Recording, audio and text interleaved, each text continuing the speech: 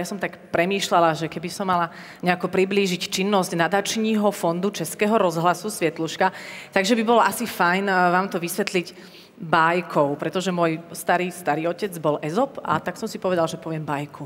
Bajka je dobrá, já znám výbornou bajku o oslovi a volovi. Jo. Oni se hádají, kdo je větší.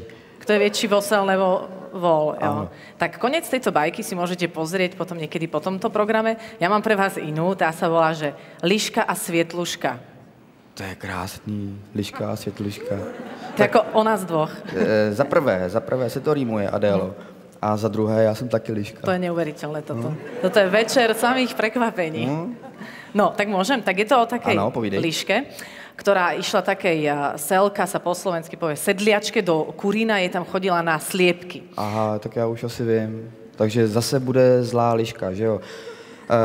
Adelo, napadlo tě třeba, že ta Liška tam někde v nějaký noře má malý liščátka, který jsou hladoví, roztomilí a liščátka potřebují lásku a slepice, maso. To mne vôbec nenapadlo, prepáč, že som taká krutá, ale dopadne to dobre pre tú Lišku, hej? No, tak. Takže, čiže ona tam išla na tie sliepky a teraz ona tam vošla do toho Kurína a zrazu sa za ňou zaklapli vrátka, sliepky nikde. Aha, tak, že sežrala tá selka, že jo? Je to možné, bola to pažravá selka, to som zabudla povedať.